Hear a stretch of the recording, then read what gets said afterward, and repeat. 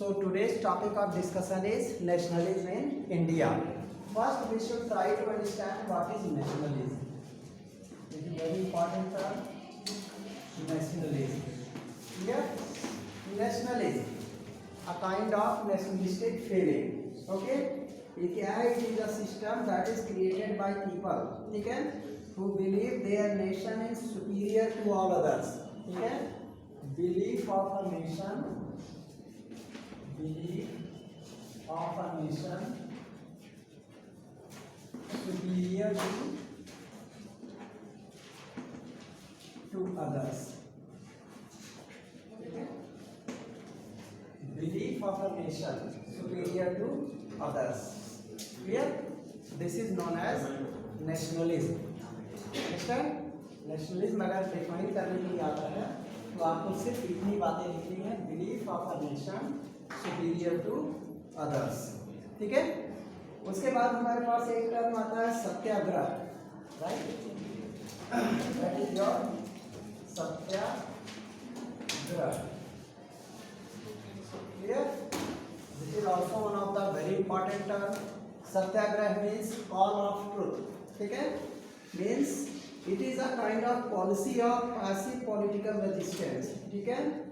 It is a kind of policy. ठीक है. A kind of policy of passive resistance. Passive resistance. ठीक है. It is a kind of policy, right?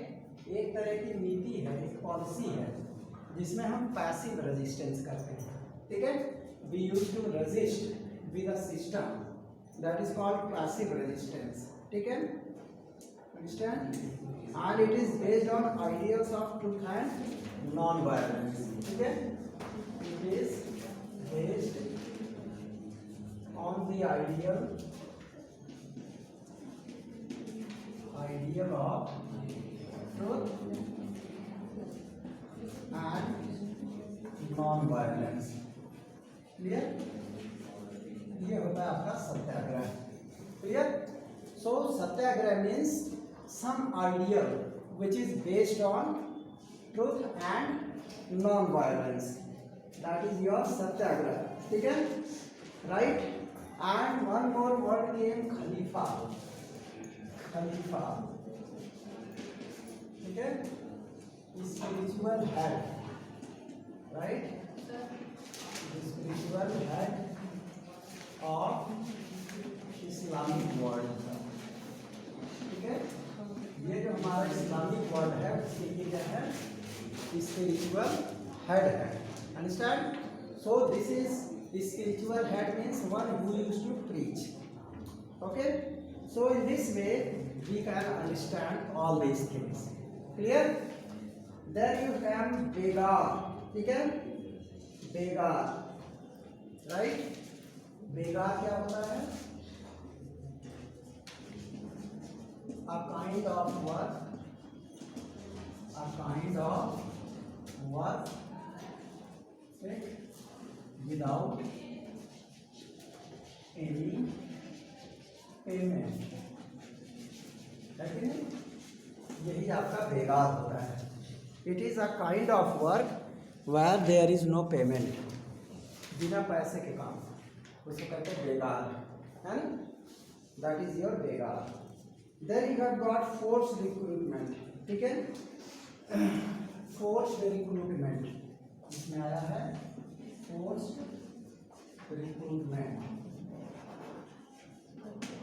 ठीक. Means a kind of recruitment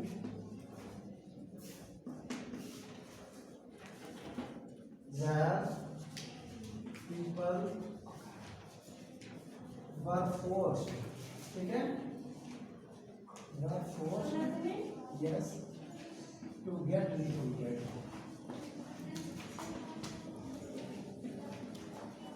without या unwillingly. ठीक है. मतलब उनकी इच्छा नहीं है रिक्रूट होने की, लेकिन उनको रिक्रूट किया जा रहा है। That is called your coming, that is called your force recruitment. Understand? Then you have got another term, Rowlatt Act. Right? This is Rowlatt Act. Clear? Rowlatt Act. Rowlatt Act, it is a kind of act, ठीक है, in which government is given enormous power, ठीक है, an act which gave colonial government enormous power. Yes, enormous power to arrest leaders, ठीक है, on suspicion, ठीक है, और 2 years, for 2 years without trial. This is called your Rowlatt Act. ये act, ठीक है, Rowlatt Act, it is an act, ठीक है, which gave colonial government enormous power to arrest leaders, ठीक है, on suspicion. Clear? Then you know very well Jallianwala Bagh massacre, ठीक है, Jallianwala Bagh massacre, Jallianwala Bagh massacre, ठीक है, ये हमारा Jallianwala Bagh massacre means this type of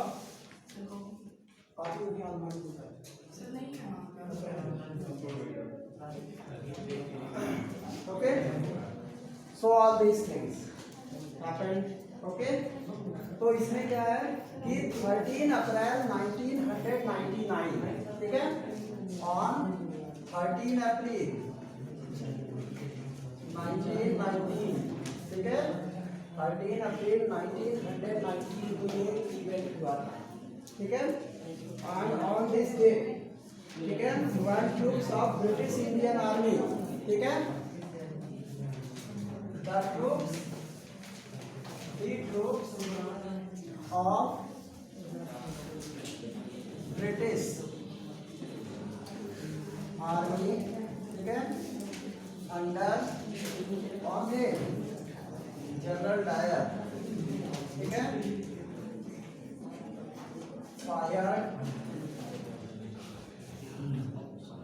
fired on crowd, ठीक है, collected in or gathered in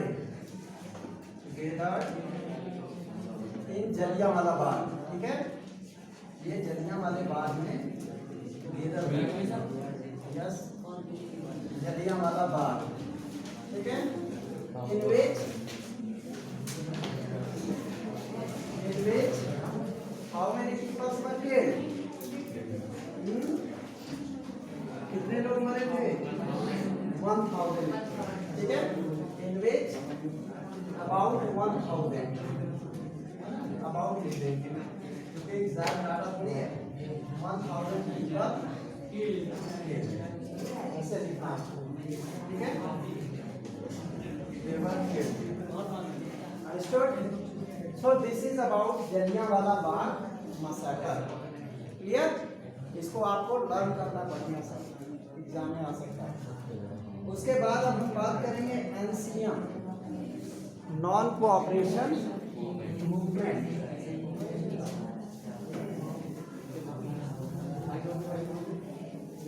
What was non-cooperation movement? Clear? Non-cooperation movement. Non-cooperation movement. movement. Clear?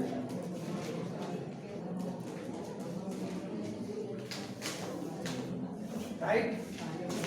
Here in non-cooperation movement, what will happen? It began in January 1921. ठीक है? In January 1921. ठीक है? January 1921 में क्या हुआ था? What happened? In January 1921, ठीक है? This movement it began. ठीक है? ये शुरू हुआ. क्लियर? और इसका एम क्या था? The aim. किस एम से ये स्टार्ट हुआ था? What was the aim of non cooperation movement? This is very important. ठीक है, इसका एम कह रहा है कि the main aim is the of this movement was not to cooperate with the British made goods. ठीक है, क्या था? नॉट टू कोऑपरेट ब्रिटिश, ठीक है, एंड देयर गुड्स. ब्रिटिश को भी कोऑपरेट नहीं करना था, ना ही उनके गुड्स को, जो भी वो गुड्स वगैरह वहां से भेजते. ठीक है, they had not to cooperate, you know, British made goods and there and you can say British and British made goods.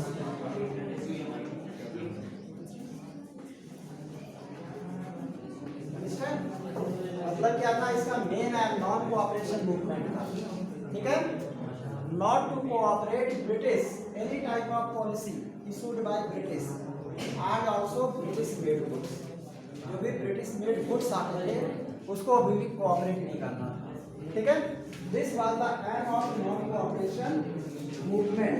ठीक है, it included surrendering of government titles. ठीक है, क्या क्या हुआ था? It included number 1, surrendering government title. ठीक है, जो भी उनको टाइटल्स मिले थे उसको सरेंडर करना था. Titles, you know, the title of sir, जैसे बहुत सारे लोगों को अलग अलग तरह के टाइटल्स मिले थे. ठीक है, that was to honour them, तो इसको इन्होंने सरेंडर कर दिया. दूसरी चीज, बायकॉट ऑफ सिविल सर्विसेज. ठीक है, second, boycott of civil services, जो भी सिविल सर्विसेज है उसका बायकॉट. ठीक है, तीसरा, क्लियर. और इसके साथ साथ ब्रिटिश सर्विसेज को बायकॉट करने के अलावा इसका ये क्या था कि आर्मी पॉलिसी, ठीक है, army, police, courts and legislative councils, सारी चीजें इसी में आर्मी में थी. ठीक है, राइट, पुलिस, कोर्ट्स एक्सेट्रा. ठीक है, इन सारी चीजों को बायकॉट करना इसका मेन एम था. Understood?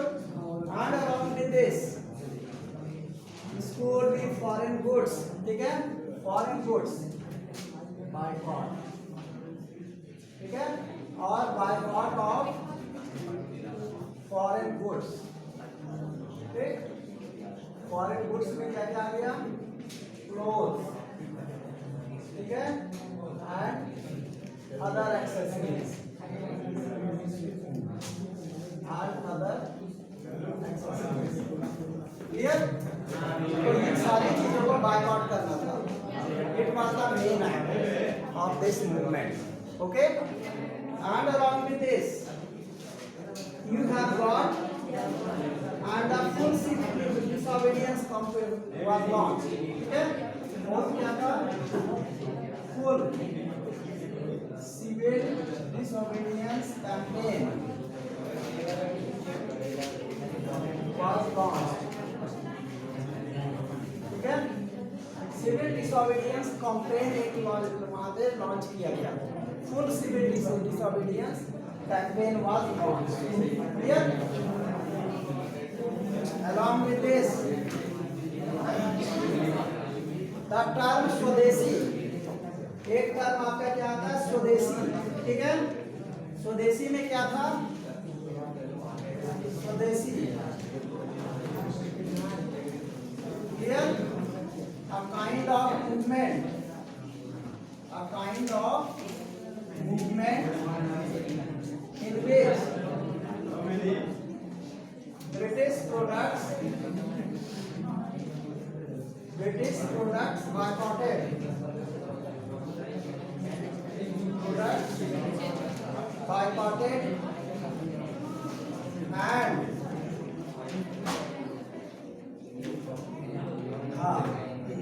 and products made in India was adopted, ठीक है।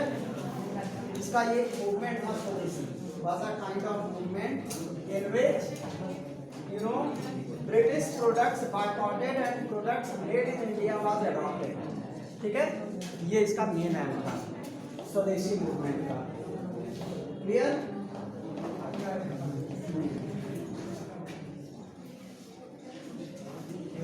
Yes, another question term is boycott, एक टर्म आता है बायकॉट।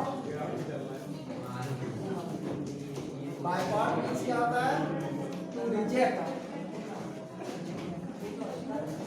रिजेक्ट समथिंग, ठीक है, by not using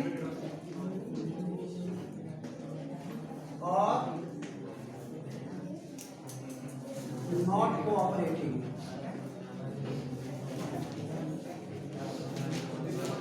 that was known as boycott। किसी भी चीज को बायकॉट करने का मतलब क्या है, उसको यूज ना करना और ना ही उसको कोऑपरेट करना, दैट इज बायकॉट, ठीक है। And one more term is picket, picket is very important term, picket, ठीक है। A social activity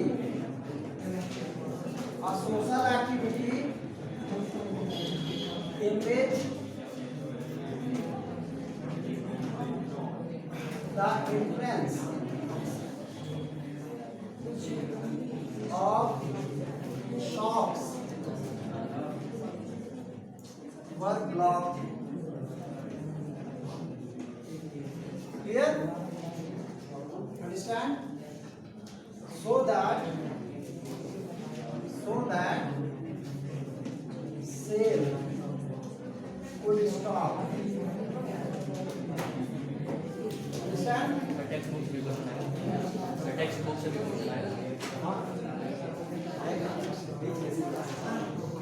understood।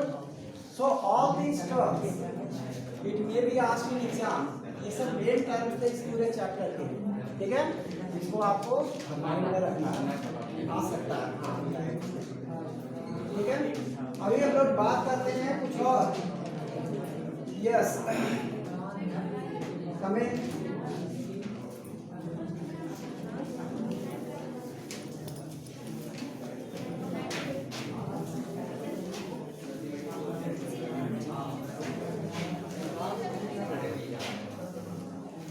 now we will talk about what were three proposals, listen carefully, what were three proposals regarding non cooperation movement as suggested by Mahatma Gandhi. Mahatma Gandhi ने तीन proposal क्या suggest किए थे, ठीक है। Mahatma Gandhi suggested three proposals, these three proposals were surrender of titles, पहला proposal क्या था, नॉन कोऑपरेशन में सरेंडर ऑफ टाइटल्स, ठीक है।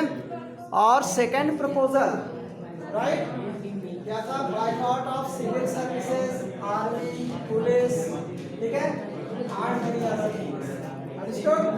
And along with this you have got, in case government use repression, a full civil disobedience campaign would be launched, ठीक है। In case government starts full repression, then full civil disobedience will be launched। ये तीन proposal थे महात्मा गांधी के, ठीक है। along with this, hello कि constant. उसके बाद एक क्वेश्चन पूछा गया, explain the idea of satyagraha according to Gandhi ji. What will you explain? क्या आइडिया था सत्याग्रह का गांधी जी के अकॉर्डिंग, बोलो। तो the idea of satyagraha emphasize power of truth. पहला क्या था? To emphasize power of truth. Satyagraha का मेन आइडिया जो गांधी जी ने सजेस्ट किया था वो था कि हमें पावर ऑफ ट्रूथ को लोगों को फोकस करना है कि ट्रूथ इज पावरफुल। ठीक है। दूसरी चीज महात्मा गांधी ने कहा कि it suggested that if the cause is true, अगर कॉज ट्रू है, ठीक है, and if the struggle was against justice, अगर स्ट्रगल आपका इनजस्टिस के खिलाफ है, ठीक है, तब हमें किसी भी वेपन की जरूरत नहीं है। ठीक है। उन्होंने कहा इफ कॉज वाज ट्रू, ये टाइम है तुम्हारा आने का, इफ कॉज वाज ट्रू, ठीक है, and if there is, understand, your campaign is towards justice, ठीक है, then there is no need of any weapon. ठीक है।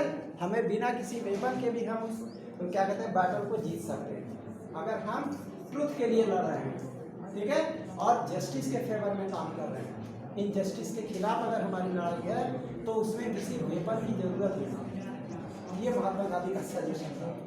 एंड तीसरा सजेशन था कि according to Gandhi ji, without seeking vengeance of being aggressive, satyagrahi could win the battle. उन्होंने कहा बिना बदला लिए भी हम बैटल को जीत सकते हैं। अंडरस्टूड? ये गांधी जी के ये मार्किंग स्कीम के सजेशंस हैं। ठीक है। It was suggested by CBSE marking scheme. ये आंसर इसका होना चाहिए। ठीक है। और यही आंसर जिसका रहता है उसको फुल मार्क्स मिलता है। क्लियर? उसके बाद एक क्वेश्चन आता, how did Mahatma Gandhi decide to launch a nation wide satyagraha against the proposed Rowlatt act. कैसे उन्होंने डिसाइड किया कि हमें सत्याग्रह मूवमेंट कैसे लॉन्च करना है। ठीक है। तो इसमें आपके आंसर्स के क्या क्या पॉइंट्स होने चाहिए। फर्स्ट पॉइंट होना चाहिए कि सबसे बड़ी चीज ये जो रॉलेट एक्ट है, इट वाज पास्ड हरिडली, जल्दीबाजी में इसको पास किया गया विदाउट एनी कंसल्टेशन। ठीक है। एंड सेकेंड है, इसमें Indian members untidily opposed it. Indian members जो है उन्होंने इसको अपोज किया। ठीक है, रॉलेट एक्ट को। और उसके बाद it gave the government enormous power. इससे गवर्नमेंट को इनॉर्मस पावर मिल गया, उसकी मोनोपोली स्टेब्लिश हो गई, किसी को भी अरेस्ट कर सकते थे। ठीक है, विदाउट एनी ट्रायल। अंडरस्टैंड? यही सारे प्रॉब्लम्स थी जिसकी वजह से महात्मा गांधी ने सत्याग्रह मूवमेंट लॉन्च किया। ठीक है। पूछ क्या रहा है कि सत्याग्रह मूवमेंट क्यों लॉन्च किया महात्मा गांधी ने, क्या सिचुएशन बनी। ठीक है, आखिर क्या बात थी जिसकी वजह से उन्हें मजबूर होकर के सत्याग्रह मूवमेंट लॉन्च करना पड़ा। क्लियर? इस तरीके से it allowed detention of Indian political prisoners without any trial.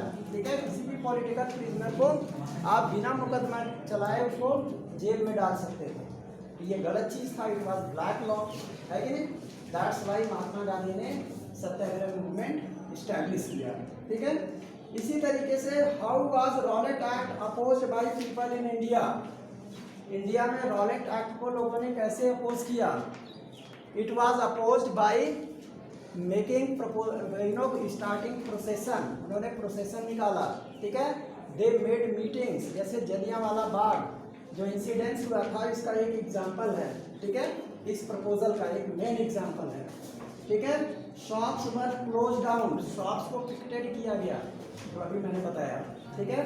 फिर उसके बाद rallies were organise, workers went out on strike, railway और स्टीमर्स इनका स्ट्राइक हो गया था।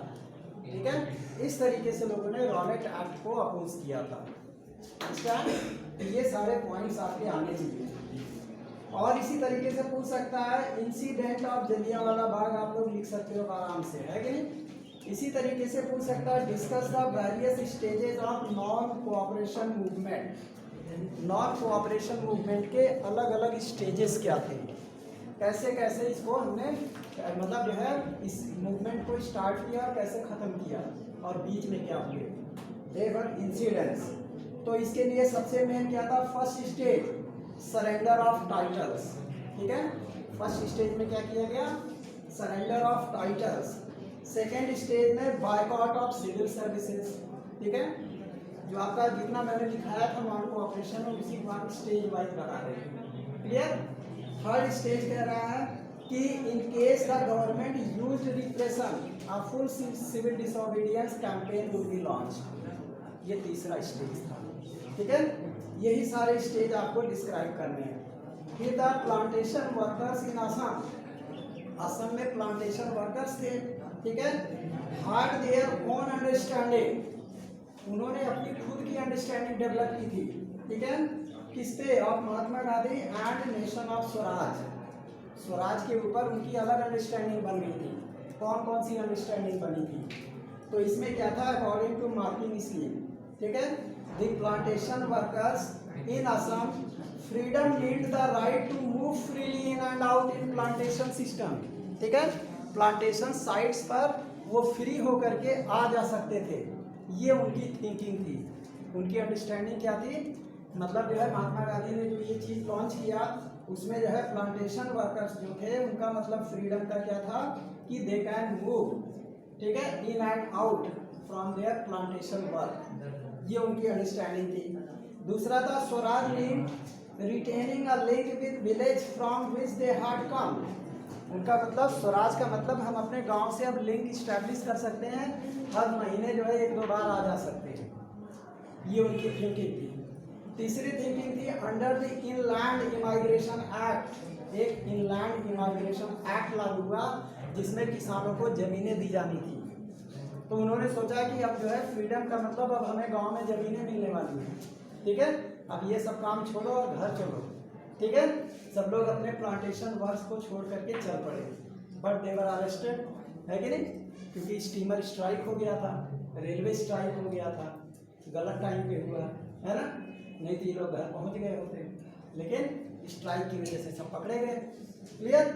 और इसी तरीके से when they heard of non cooperation thousands of worker डिफाइड the authorities and left the plantation work. इस बात को सुनने के बाद लोगों ने लेफ्ट कर दिया and they believe that Gandhi Raj was coming, ठीक है, and everyone would be given land in their village, ये उनकी थिंकिंग थी, ठीक है। So this was the